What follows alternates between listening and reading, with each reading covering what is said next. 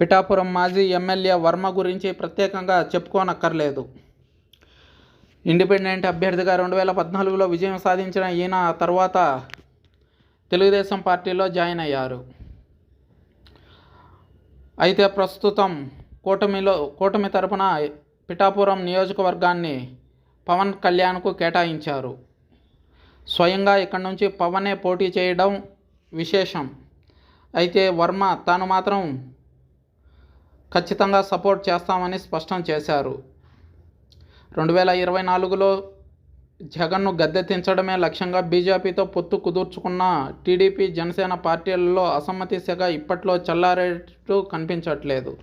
తాము ఆశించిన సీటు దక్కని నేతలంతా పార్టీ అధిష్టానంపై అసమ్మతి స్వరం వినిపిస్తున్నారు.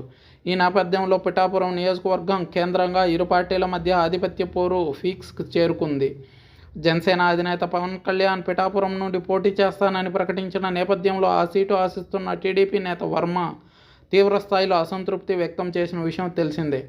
ఆ తర్వాత నారా చంద్రబాబు నాయుడు ఆధ్వర్యంలో జరిగిన మీటింగ్కు హాజరైన వర్మ తనని అన్ని విధాలా ఆదుకుంటానని బాబు మాట ఇవ్వడంతో సద్దుమణిగారు.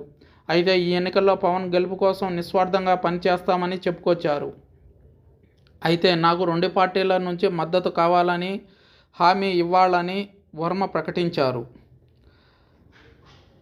నామినేటెడ్ పదవికి కేటాయించడమే మాత్రమే కాకుండా ఈ ప్రాంతం నుంచి తనకు మంత్రి పదవి కూడా ఇవ్వాలని వర్మ డిమాండ్ చేశారు.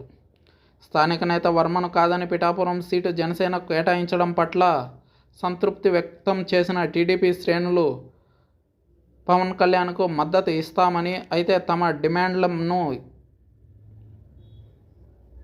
డిమాండ్లపై ఇరు పార్టీల నుంచి స్పష్టమైన హామీ కావాలని చెప్పుకొచ్చారు.